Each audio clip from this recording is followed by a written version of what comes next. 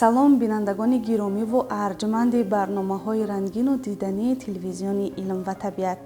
Нашри навбатии барномаи соҳибхират бо муаррифии олими барҷастаи илми филологияи мамлакат, хусусан самти адабиёт пешниҳоди шумост. Адабиёт ва илми адабиётшиносӣ дар тӯли таърих ҳамеша ба заҳмати шахсиятҳое такя кардааст, ки бо диди амиқ, таҳлили огоҳона ва эҳсоси баланди масъулият ба омӯзиш ва тафсири каломи бадеъ машғуланд.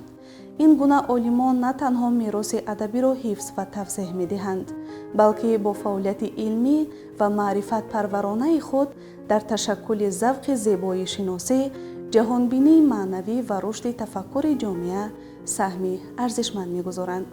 пайванди таҳқиқи илмӣ бо омӯзгорӣ ва хидмати фарҳангӣ имкон медиҳад, ки адабиёт ҳамчун падидаи зинда ва таъсиргузор дар ҳаёти иҷтимоӣ мақоми шоистаи худро ҳифз намояд. дар идомаи барнома моро ҳамроҳӣ намоед.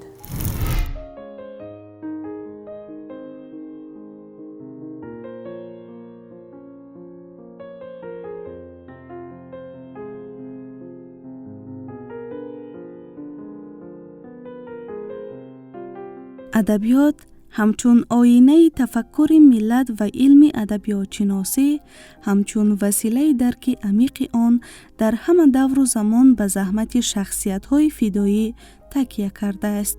онҳое ки бо муҳаббат ба каломи бадеъ, таҳлили илмӣ ва масъулияти маънавӣ ба омӯзиши мероси адабӣ рӯ меоранд, на танҳо муҳаққиқ, балки равшангарони ҷомеа низ ҳастанд. дар ин радиф Ризо Хокироев аз ҷумлаи он донишмандонест, ки фаъолияти илмӣ ва омӯзгории ӯ дар рушди адабиётшиносии тоҷик нақши муассир дорад. ӯ бо пажӯҳишҳои амиқи худ дар самти мероси классикӣ мавқеи устувор пайдо намудааст. фаъолияти илмии ӯ ба таҳқиқи арзишҳои бадеӣ, ғоявӣ ва эстетикии адабиёти классикӣ равона шуда, дар ташаккули андешаи илмии насли ҷавон саҳми арзанда мегузорад. муҳаббат ба забон ва адабиёти тоҷик аз айёми ҷавонӣ дар ниҳоди Ризо Хокироев шакл гирифта, ӯро ба роҳи илми адабиётшиносӣ ҳидоят намуд. пас аз хатми муассисаи таҳсилоти ҳамагонӣ, ӯ факултети забон ва адабиёти тоҷики Донишгоҳи миллии Тоҷикистонро интихоб намуда, соли 1990 онро бо муваффақият хатм кард. ин интихоб ибтидои роҳи ҷиддии илмӣ ва омӯзгории ӯ гардид.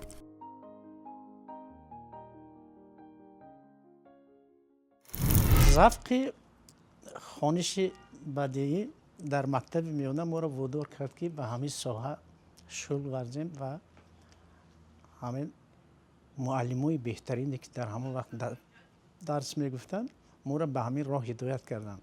шинос шудан ба адабиёти классикӣ ва адабиёти муосир, як завқи бисёр баланд дар дил масалан ангеза дод, ки мо ба ҳамин донишгоҳ рӯ овардем ва ҳамин касбро пеша кардем. дар мактаб баъд аз синфҳои ҳаштум интихоби касбу ҳунар аст ва ҳар кас аз диди салоҳияти худаш фарз кардем интихоб мекунад, ки ояндааш чӣ мешавад. бинобар ин вақте ки роҳбари синф масалан ҳамин гуна чиза матраҳ кард, ҳар кас пешаи худашро оянда чӣ мешавад дар ҳамон навишта мекард.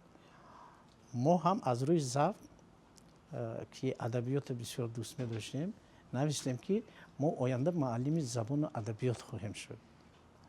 ва он ҳангом барои шомил шудан ба донишгоҳ кори саҳл набуд. ва ин аст, ки мо соли аввал вақте ки омадем шомил шуда натавонистем ба донишгоҳ. аз ин роҳ мо хизмати ҳарбӣ рафтем, 2 сол хизмат кардем. баъд аз хизмати ҳарбӣ баъд омадем шӯъбаи тайёрии Донишгоҳи миллӣ. 1 сол шӯъбаи тайёрӣ хонда, ба воситаи ин шӯъба баъд шомил шудем ба факултети филологияи тоҷик. ва дар бадали 5 соле ки таҳсил кардем, аз устодҳои бисёр донишманд мисли Шарифҷон Ҳусейнзода, соҳиб Табаррук Шӯратиевич, اسراری واحدمیر اشوریویچ، دودوجان توجی و سبق آموختیم و نتیجه این شد که ما در بدل 5 سال با نازکی های ادبیات از نزدیک با واسطه سرچشمه های معتمد، با واسطه راهنمایی استادان مثلا شامل گردیده در آخر دیپلم دانشگاه عالی اون وقت انیورسیته دولتی به نام ولادیمیر ایلیچ لنین بود و مشرف شدیم به دیپلم با کسب معلم زبان و ادبیات تاجیک. در همه دور و زمان آموزگار به صفت چراغ راهنمای جامعه خدمت میکند. بخصوصا در زمان استقلال قدر و منزلت آموزگار در جامعه بالا رفت. مخصوصا بعد تصویب قانون جمهوری تاجیکستان درباره مقام آموزگار، باز آموزگار به صفت یک چهره منور فکر جامعه مرتبه خود را از نو دریافت. این به سبب نیست. من فکر میکنم که توجه روزافزون رهبریت عالی جمهوری تاجیکستان، مخصوصا پیشوای ملت، به این پیشه مقدس که کسب آموزگاری را کسب پرشرف جامعه مینامند بی سبب نیست. زیرا آموزگار است که عقلهای در خواب بوده را به حرکت می آورد. آموزگار است که شاگرد تربیت می کند. آموزگار است که برای پیشرفت جامعه نیروی خود را صرف می نماید و از همین زمره آموزگاران استاد خاکرویف می باشد. رضا خاکرویف در تعلیم و تربیه نسل نورس زمان استقلال ثابت قدمانه گام می بردارد. هر یک درس آنها یک درس محبت، یک درس عشق، یک درس صداقت، یک درس خودشناسی و خودآگاهی ملی است. فعالیت کاری و علمی رضا خاکرویف با ساحه‌های گوناگون علم و معارف و طب و نشر پیوست است. از سال 1999 او به صفت مدیر شعبه طب و نشر دانشگاه ملی تاجیکستان و همزمان دیرکتور نشریات سینا فعالیت نموده در رشد کار نشریاتی و پهن نمودن ادبیات علمی سهمی نظر است گذاشته است. سال 2006 وظیفه مدیر کافدرای زبان و ادبیات اکادمی میلیتسیای نزد وزارت کارهای داخلی جمهوری تاجیکستان را بر عهده داشته است. در این دوره او نه تنها به کارهای مأموری مشغول بود، بلکه همچون آموزگار و محقق نیز فعالیت پرثمر انجام میداد. رضا خاکرویف با تشکیل روند تعلیم در اساس برنامه‌های معاصر، جلب آموزگاران صاحب تجربه و بالا بردن سطح کسبی کادرها تلاش نموده به تحکیم پایه‌های علمی کافدره مساعدت می‌نمود. فعالیت مهنتی رضا خاکرویف با مسئولیت شناسی، صداقت به کسب و پیوستگی دائمی به جریان علم و معارف توصیف می‌شود.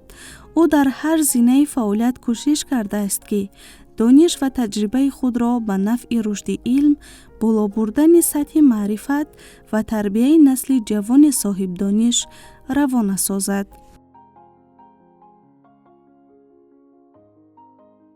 از سال 90 من همچون معلم در همین دانشگاه ملی با کار مانده شدم. ما کار شروع کردیم از معلم، بعد اسیستنت کافدره و چند مدت اسیستنت کافدره کار کردیم. بعدتر راه اسپرانتورا پیش گرفتیم. 3 سال در اسپرانتورا خوانده فعالیت کردیم. در بدل این 3 سال 3 امتحان نامزدی سپاریده شد و تا اندازه کار علمی آماده شد. بعد از ختم اسپرانتورا سال 1997 کار نامزدی ما محاکمه شد. محاکمه با آن انجام یافت که با نظرداشت بعضی مسئله هایی که مثلا استادان ایرادات در کار گفتن، با اصلاح همین کار رو به حمایت پیشنهاد کردند. بعد از 3 ماه اصلاحاتی گذراندن، дар кор баъзе масъалаҳои мубраме ки барои кор лозим буд мо анҷом додем ва ниҳоят соли 98 ба дифоъ омода шудем ва ин буд ки бо роҳбарии устоди зиндаёд профессор Худои Шарифович кори мо дар мавзӯи достони Сиёвуш дар шоҳномаи Фирдавсӣ ба ҳимоя пешниҳод шуд ва муваффақиятам ба даст овардем. аъзоёни шӯрои дифоъ бо як овоз дастгирӣ карданд ва ин буд ки мо сазовори номзади илми филология гардидем. ман Ризо Хокироевро хеле барвақт ҳатто аз солҳои донишҷӯияш мешиносам. мо дар як факултет мехондем. эшон 2 курс баъди ман мехонданд ва аз ҳамон давраи донишҷӯӣ устод Хокироев ҳамчун як бачаи бисёр фаъол, як бачаи ҷӯё, як бачаи бисёр сермутолиа ва серталош дар байни донишҷӯён фарқ мекард. ва натиҷаи ҳамин шуд ки баъди хатми донишгоҳ ба таҳқиқи илми адабиётшиносӣ машғул шуданд ва дар заминаи шоҳнома як диссертатсияи бисёр олиҷаноб навиштанд ва дар қатори шоҳномашиносои маъруфи имрӯзаи ватани мо ворид шуданд. устод Хокироев ба ғайр аз он ки пайваста дар пайи пажӯҳиш ва ковишҳои бисёр амиқ ва босамари илмӣ машғул ҳастанд, дар баробари ин яке аз шахсиятҳои бисёр фаъоли ҷомеаи мо ҳастанд. эшон чунки ман медонам солиёни зиёд дар донишгоҳи миллӣ дар бахши табъу нашр кор мекарданд ва дар он маҷаллаи паёми донишгоҳ дар замони фаъолияти эшон ин маҷалла хеле яке аз маҷаллаҳои бисёр маъруфи дар байни донишгоҳҳои ҷумҳурӣ шуд ва баъдан эшон чандин сол дар мактаби академияи вазорати корҳои дохилӣ ҳам кор карданд ва чанд сол аст ки ҳамроҳи мо дар донишгоҳи омӯзгорӣ кор мекунанд ва ба тадриси забони давлатӣ машғул ҳастанд дар кафедраи байни факултавии донишгоҳ кафедраи забони тоҷикӣ.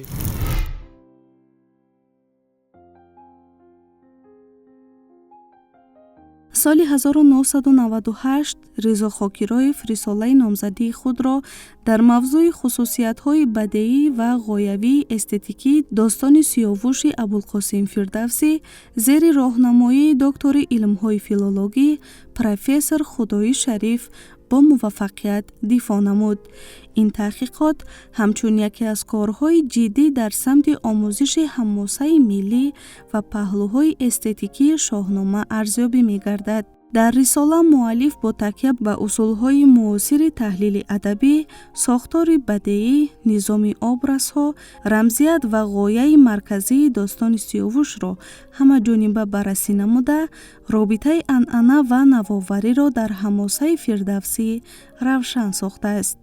таҳқиқот бо муқоисаи минбаъдаи таърихӣ ва адабӣ ғанӣ гардида, арзиши илмии онро боз ҳам афзун намудааст. натиҷаҳои ин пажӯҳиш на танҳо барои соҳаи фирдавсишиносӣ, балки барои рушди умумии илми адабиётшиносии тоҷик аҳамияти назаррас доранд. рисолаи номзадӣ заминаи мустаҳкам барои таҳқиқоти минбаъдаи муаллиф дар самти омӯзиши достонҳои паҳлавонӣ ва масъалаҳои ғоявиву эстетикии адабиёти классикӣ гардид ва мақоми ӯро ҳамчун муҳаққиқи ҷиддӣ дар ин соҳа устувор намуд.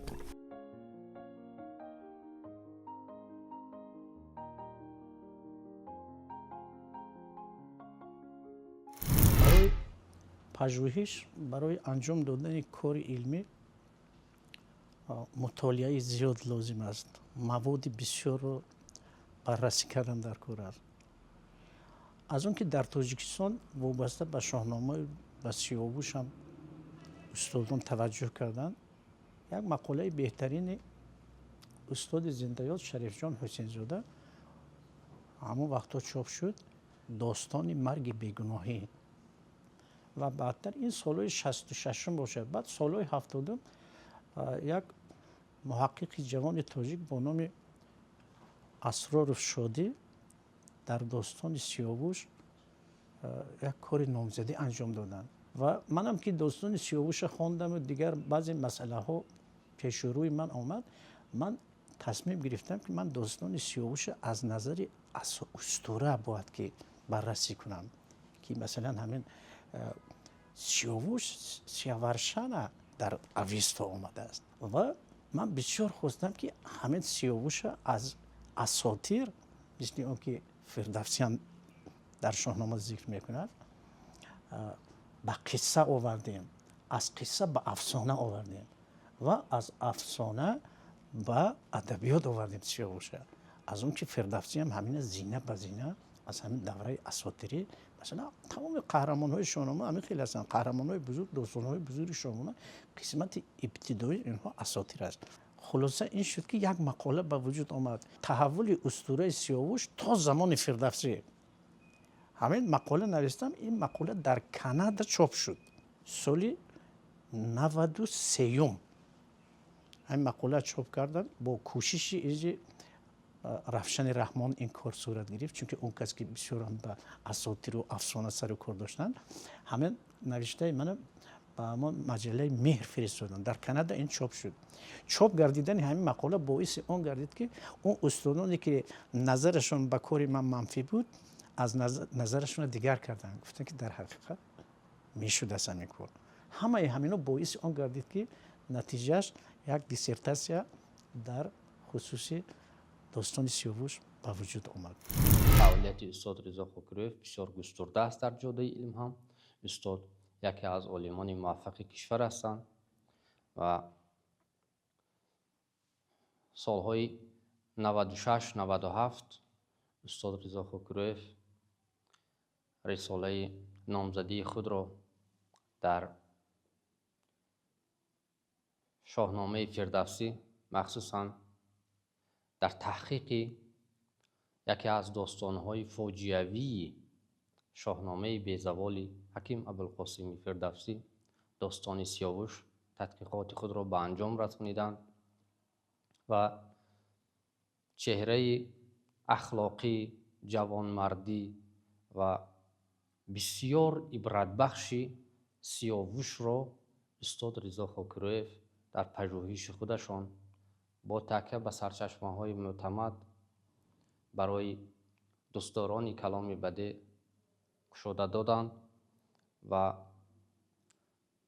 مسئله‌های زیادی را در خصوص اسطوره سیاوش، در خصوص رفتار و مناسبت خوش اخلاقانه سیاوش، در خصوص آنکه سیاوش واقعا یک چهره بسیار معصومی ادبیات ما و شاهنامه بی‌زوال فردوسی هست، اندیشه های بسیار جالب، خلاصه های بسیار جالب بیان کردند و سمت پژوهشی استاد رضا خاکرویف از جانب دانشمندان هم داخلی و هم خارجی بسیار بهای بلند گرفته است.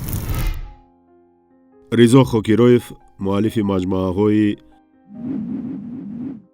اصول تهیه و ترتیب اجرای کار مستقلانه، آثار اکادمیا، کارهای مستقلانه دانشجویان، سیر تحول سیمای سیاوش در ادبیات فارس و تاجیک، برنامه تعلیمی برای شنوندگان شعبه تیاری، همسنگ سیاوش، ادب از جوانی آموز، سیاوش در اسطوره و ادبیات، اندیشه ها عاید سخن و سخنوری و بعضی بازیافت‌های آن، استاد لایق و زبان ملی و امثال اینها می باشد.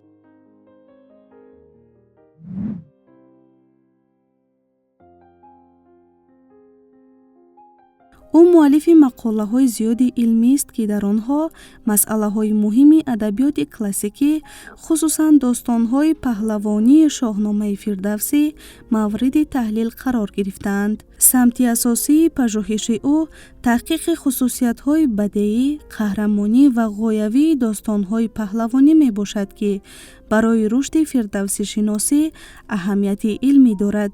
در مقاله‌های علمی خود رضا خاکرویف نه تنها خصوصیت‌های بدیعی ва қаҳрамонии достонҳоро таҳлил кардааст, балки масъалаҳои забони адабӣ, рамзият, сохтори сюжетӣ ва паҳлӯҳои маънавиву ахлоқии шоҳномаро низ фаро гирифтааст. ӯ бо муқоиса ва таҳлили мисолҳои гуногун аз достонҳои паҳлавонӣ тавонист равишҳои нав дар фаҳмиши матнҳои классикӣ ва ҷойгоҳи онҳоро дар фарҳанги миллӣ пешниҳод намояд.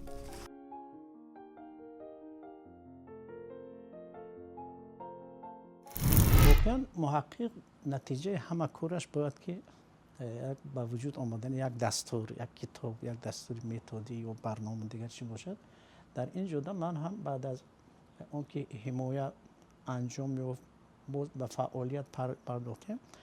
баъд аз 4 соли ҳимоя ман кӯшиш кардам ки як монография, ҳамин кори илмӣ ба шакли монография овардам ва бо номи сайри таҳаввули симои сиёвуш дар адабиёт, ман ҳамин монография ман ҳаст.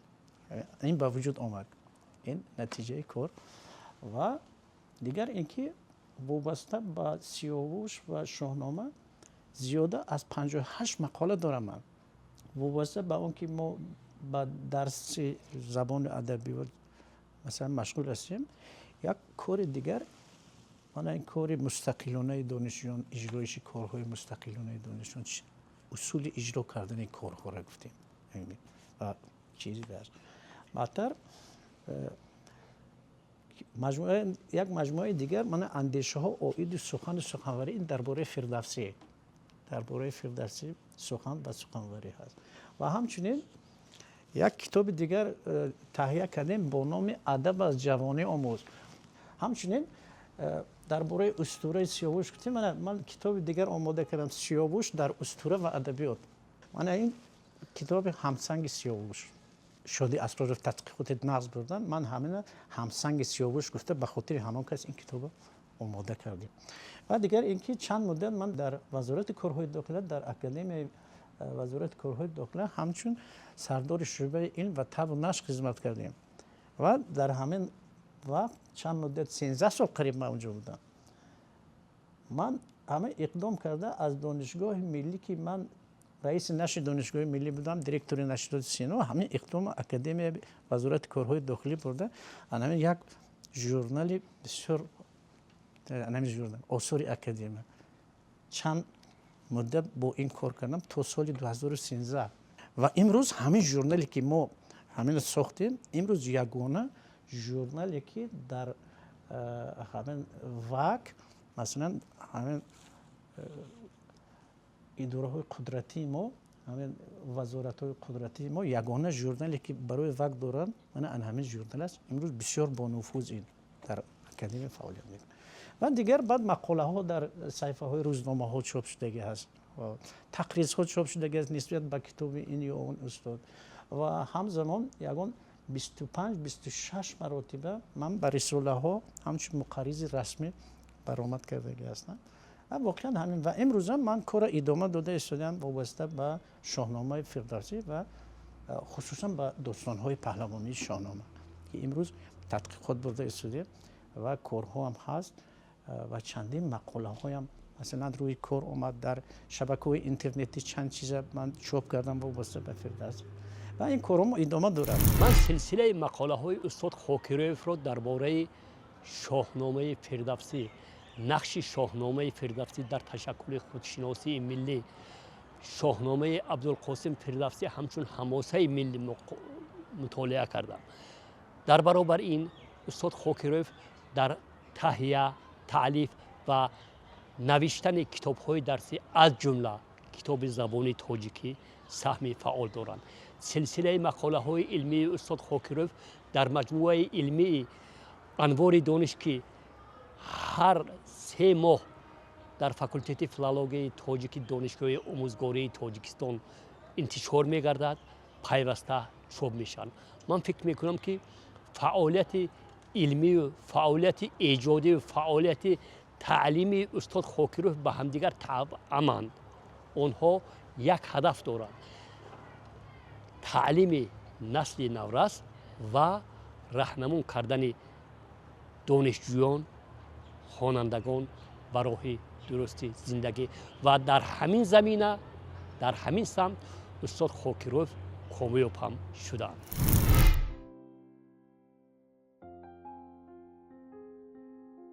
فعالیت پرثمر علمی و آموزگاری رضا خاکیروف با قدردانی‌ها و سپاسنامه‌های صحوی همراه بوده، دلیل اعتراف سهم او در رشد علم ادبیات‌شناسی و تیار نمودن متخصصان ساحه می‌باشد.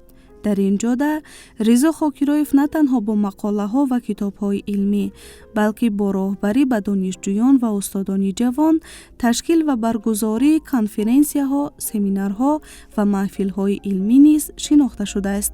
قدردانی‌ها و سپاسنامه‌ها به او همچون نشانه اعتراف دستاوردهای علمی، اعتبار و حس مسئولیت بلند در پیشبرد علم و معارف داده شدند.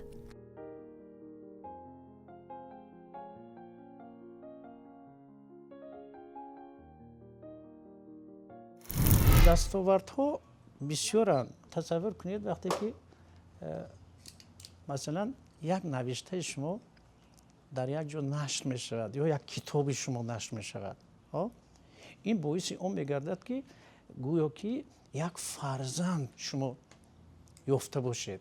انسان وقتی که به تحقیق و پژوهش مشغول می شود، هر وقتی که یک چیز تازه، یک مقاله، یک دستاورد، یک کتاب، یک دستور به نشر می رساند، این یک همون لحظه بسیار با فراغت و خوشحالی همون شخص محسوب میگردد. از اینکه منم به همین کار مشغول هستم، هر وقت که یک چیز تازه مثلا به نشر میرسونم یا یک مقاله ایجاد میکنیم دیگر میکنیم، من گمان میکنم که همین چیز بسیار مرا آرام میگذارد، حتی ضعف میبخشد به من که مثلا من همین چیزا به مردم پیشنهاد کردم. محصول عالم همین چیز است، همین کتابش است، همین مقالهش است، همین سخنش است که یک جو به کار رود، یک کس استفاده کند، یک کس یک چیز نه. استاد رضا شاه هنگام درس یا واخوری با شاگردان با تیاری پخته، با یک خاطری جمع، با یک نگاهی اندیشمندانه یا که اندیشه وطن دوستانه با شاگردان هم صحبت می شود و هنگام هر یک درس خود تا آغاز موضوع درسی سرآغاز به تربیه انسان سالم و نسلی که آینده ملت در دست اوست، یعنی هم صحبت می شود و شاگردان را کوشش می کند که در همین زمینه تربیه نموده به وای رساند. او که استاد ادبیات است، درس ادب می آموزد و از پارچه هایی که از شاهنامه قرائت می کند، از ابرزهای اساسی شاهنامه با شاگردان هم صحبت می شود و در همین زمینه می خواهد که شاگردان را تربیه کند تا آنها به کمال رسند و در آینده یگان شخصانی لازمی جامعه شوند. همچون آموزگار، رضا خاکیروف در تربیه نسل جوان ادبیات‌شناسان، آموزگاران و کارمندان ساحه معارف سهمی ارزنده گذاشته است. درس‌ها و مشغولیت‌های علمی او با روحیه تحقیقی، احترام به میراث کلاسیکی و تشویق اندیشه مستقل فرق می‌کنند.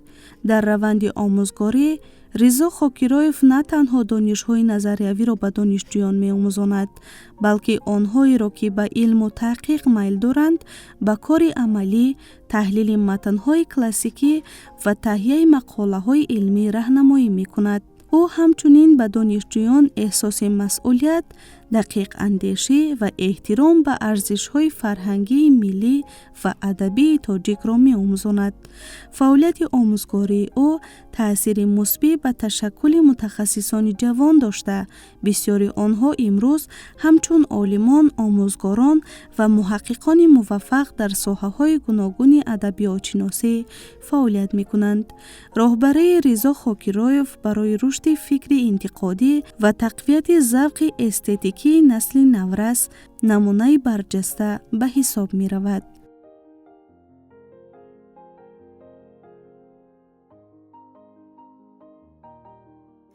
معلم وظیفه‌اش همین است که شاگرد تیار کند.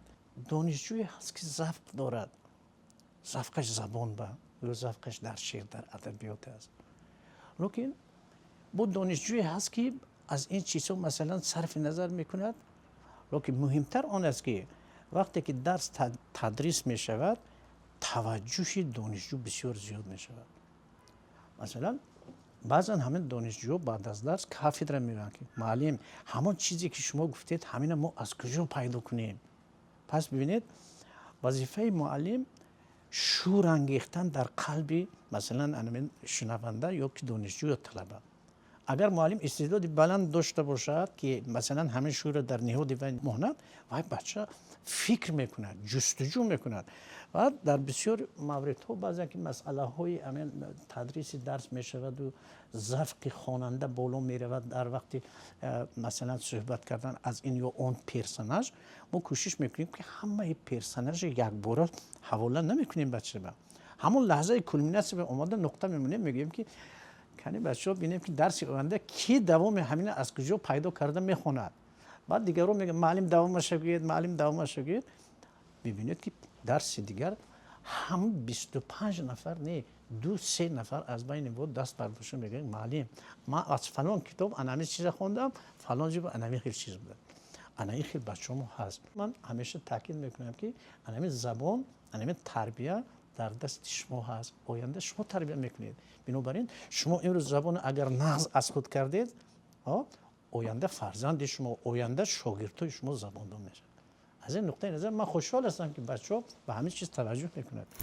استاد خاکرایف در کارهای علمی فکولته بسیار فعالانه اشتراک میکنند در تربیت دانشجوها، آماده کردن دانشجوها با آزمون‌ها، آماده کردن دانشجوها با رقابت‌های بین دانشگاه‌ها، در آماده کردن دانشجویان در کارهای علمی دانشجویی و غیره بسیار فعال هستند و همیشه کار میکنند. فعالیت آموزگاریشون و هم فعالیت معلمی و روشنگریشون و هم فعالیتی که پژوهشگریشون همش نمونه عبرت برای جوانای ما می باشد.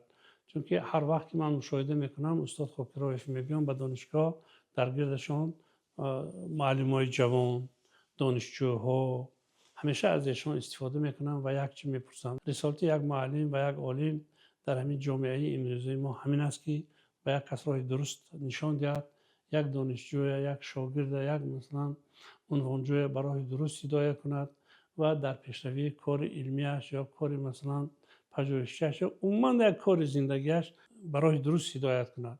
این رسالت عالم، رسالت روشنگر و رسالت معلم می باشد که خوشبختانه استاد خاکرایف این رسالت بسیار با سر بلند اجرا کرده ایستادند.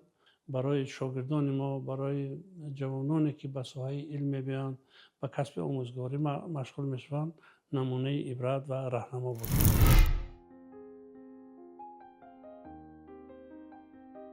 میراث علمی و آموزگاری رضا خاکرایف نه تنها برای رشد ادبیات شناسی تاجیک اهمیت علمی دارد، بلکه برای تربیت نسل نو و تحکیم رابطه‌های علمی و فرهنگی در جامعه نیز نقش مؤثر می‌بازد. پژوهش‌های او در سمت تحلیل داستان‌های پهلوانی، آموختن خصوصیت‌های بدیعی و غایوی آثار کلاسیکی همچون پایگاه با اعتماد برای تحقیقات منبعده خدمت می‌کند. در مجموع فعالیت رضا خاکرایف نمونه هماهنگی و پیوستگی علم و آموزگاری با زحمت و صداقت به فرهنگ و میراث ادبی بوده جایگاه او را همچون یکی از چهره‌های برجسته ادبیات شناسی معاصر تاجیک استوار می‌سازد. او نه تنها محقق و آموزگار بلکه روشنگر و راهنما برای محصلین آینده می باشد که علم و فرهنگ را همچون رسالت حیاتی قبول می کنند.